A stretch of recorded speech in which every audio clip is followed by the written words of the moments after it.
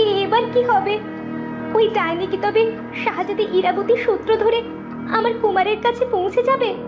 পরিণীতা এসব ভাবতে ভাবতেই রাজপুতদের দেওয়া ওষুধের সময় ফুরিয়ে যায়, আর রাজবধূ পরিণীতা তার স্বরূপ ফিরে পায়। হায় হায়, এই যে মরার উপর খাড়ার ঘা! আমাকে কেউ দেখে নেওয়ার আগেই আমাকে প্রাসাদ থেকে বের হতে হবে। এই রাজপুত্রের আসলে কি হয়েছে আমাকে তা জানতেই হবে। ডাইনি তারকা তখন রাজবধূ পরিণীতার রূপ নিয়ে গেল রাজপুত্রের কাছে। রাজপুত্রের বেশ খটকা লাগলো যে পরিণীতা তাকে কিছুক্ষণ আগেই দেখা দিয়েছে, এখন দিনের আলোতে কিভাবে সম্ভব। তুমি এটা খেয়ে নাও পরিণীতা, আমাদের হাতে একদম সময় নেই। কিন্তু আমরা প্রবেশের পর যদি ওই অদৃশ্য পাথরের দরজা আবারও আমাদের বন্দি বানিয়ে দেয়? না, লাল পদ্ম আর এখানে নেই, তাই এই অদৃশ্য দরজা আর কোনো কাজ করবে না। এখন তুমি অদৃশ্য হয়ে যাও, আর আমিও শাহজাদি ইরাবতীর রূপ ধারণ করি। তখন পরিণীতা পরিরানীর দেওয়া জলীয় পান করে অদৃশ্য হয়ে গেল, আর পরিরানী শাহজাদি ইরাবতীর রূপ ধারণ করে গুহায় প্রবেশ করল।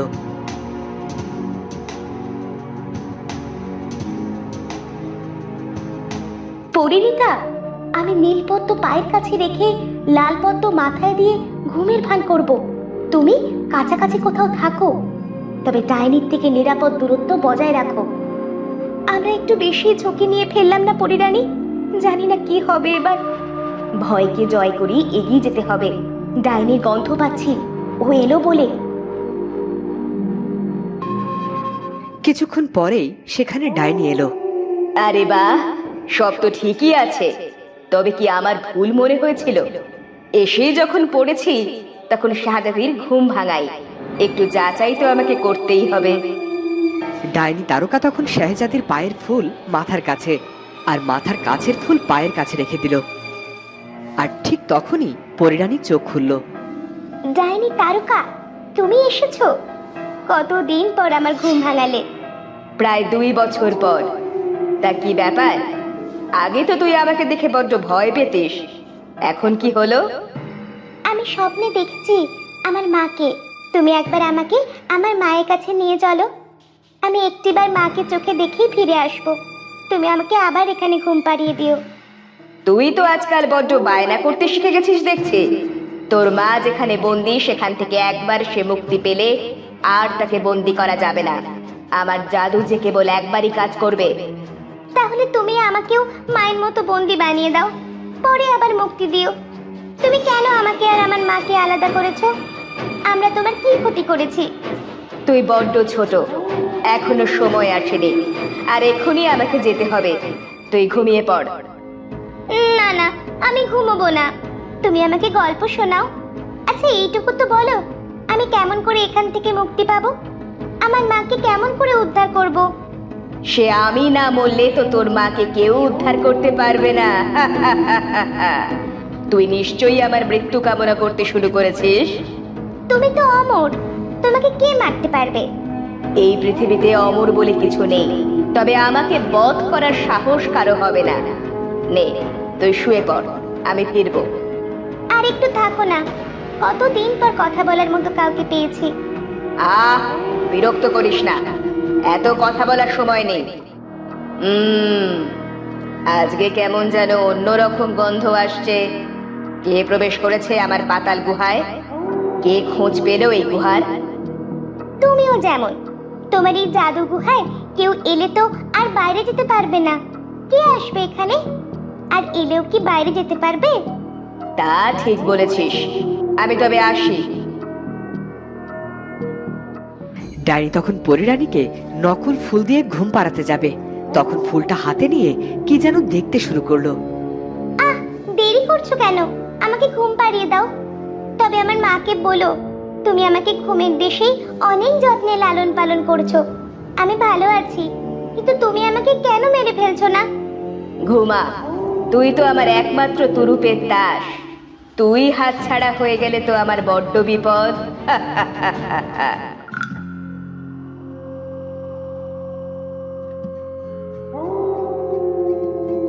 ডাইনি ঘুম পাড়িয়ে কি যেন ভাবতে শুরু করলো। সে ওখানেই ঠায় দাঁড়িয়ে রইল। আমরা কি ধরা পড়ে গেলাম? ডাইনির কি কোনো সন্দেহ হয়েছে? কি করব এবার? ডাইনি কি আমাদের ধরে ফেলবে? ওদিকে পরিণীতাকে কোথাও না পেয়ে পৃথ্বীরাজ বেশ চিন্তিত। কুমার, কি হয়েছে বাবা? এমন করে বসে আছো কেন? কিছু লাগবে তোমার? না শঙ্খমালা মা, আমার কিছু চাই না, কিন্তু মা কোথায় গেছে? মা তো আমাকে না বলে কোথাও যায় না। আমরা তো মায়া জানি, তাই বিপদের ঘ্রাণ আমরা অনেক দূর থেকেই পেয়ে যাই। আমার মন বলছে তোমার মায়ের সামনে ভীষণ বিপদ, তাকে আমাদের সাহায্য করা উচিত। কি বলছো শাহজাদি ইরাবতী? কেমন বিপদ? কোন বিপদের কথা বলছো তুমি? তা তো আমি জানি না, তবে আমার মা থাকলে নিশ্চয়ই সেটা আমাদের জানিয়ে দিতে পারতো। হে কি কথা শোনালে শাহজাদি ইরাবতী! এবার এই বিপদের হাত থেকে কেমন করে রক্ষা করব আমি রাজবধূকে? তোমরা ভেতরে যাও, আমি একটু বাদে আসছি। ওরা চলে যেতেই দাসী পরিরানীকে ডাকতে শুরু করলো, কিন্তু পরিরানী সেখানে এলো না। হ্যাঁ, এমন তো হওয়ার কথা নয়। পরিরানী তো কখনো দেরি করে না। তবে কি রাজবধূ আর পরিরানীর একই সাথে কোনো বিপদ হলো? এবার কার সাহায্য নেব আমরা? ওদিকে ডাইনি নেই বলে রাজকন্যা সুপ্রিয়া তার রানীগিরি ফলাতে শুরু করলো। কি ব্যাপার? এইটুকু কাজ করতে কারো এত সময় লাগে? দ্রুত হাত চালান। বসে বসে সব শুধু অন্ন ধ্বংস করতে ব্যস্ত। রাজকন্যা, আমার বয়স হয়েছে, এই বয়সে এত পরিশ্রম শরীর আর নিতে পারে না, আমাদের উপর দয়া করুন। রাজগুরু মশাই, দয়া করতে হলে তো মনটাকে দয়ালু হতে হয়। সুপ্রিয়ার তো মন বলে কিছু নেই, সে নির্দয়। আর ওর কাছে নয়, বরং নিয়তির কাছে সাহায্য প্রার্থনা করুন। বোবার বলি শুনতে নেহাত মন্দ নয়। শোনো, আমার কথা মতো কাজ না করলে তোমরা মরবে। তুমিও তো আমাদের মতোই ডাইনির অধীনে, তোমার এসব মানায় না। আমাকে কি মানায় আর মানায় না তা কে ঠিক করবে? তুমি? শুনেছি ঢেকির স্বর্গে গেলেও ধান ভানে। এদিকে তো দেখছি বুড়ো রাজার তেজ এতটুকু কমেনি, অথচ ডাইনির সামনে সব এমন ভান করে যেন ভাজা মাছটা উল্টে খেতে জানে না। আমাদের ডাইনি তারকার আদেশ পালন করতে কোনো অসুবিধে নেই, তবে আমরা তোমার আদেশ মানি না আর মানবও না। তুমি কিছুই করতে পারবে না, কারণ তুমি দুই ন্যায়ে পা দিয়ে চলো। মুখ সামলে কথা বলো বুড়ো রাজা। কিন্তু রাজকন্যা সুপ্রিয়ার কথাই কোনো কাজ হলো না। সে সেখান থেকে চলে গেল। তখন সেখানে এলো দরবেশ। দরবেশ বাবা, আপনি এখানে? কি হয়েছে দরবেশ বাবা? আবার কি কোনো নতুন বিপদ? হ্যাঁ রাজগুরু, রাজবধূ পরিণীতার বিপদ। তাকে উদ্ধারের ব্যবস্থা করতে হবে, নইলে ডাইনির ক্রোধ থেকে কেউ রক্ষা পাবে না।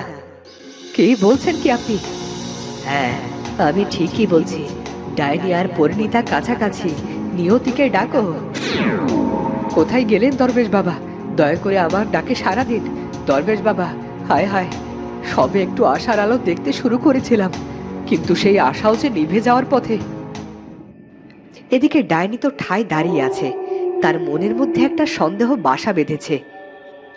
এটা তো আসল লাল পদ্ম মনে হচ্ছে না, কিন্তু এখানে তো সব ঠিকই আছে। নাকি আমার চোখের ভুল? কেমন করে তাড়াবো আমি এই ডাইনিকে? আমি কি ওকে আক্রমণ করব? কিন্তু কিন্তু ও যদি সব বুঝে যায় তাহলে কি হবে? না না, আমি কিছুতেই আমার কুমারের সাথে খারাপ কিছু হতে দিতে পারি না। আমার কেন যেন মনে হচ্ছে শাহজাদি এখানে নিরাপদ নয়। আমি এক্ষুনি শাহজাদিকে অন্যত্র নিয়ে যাব।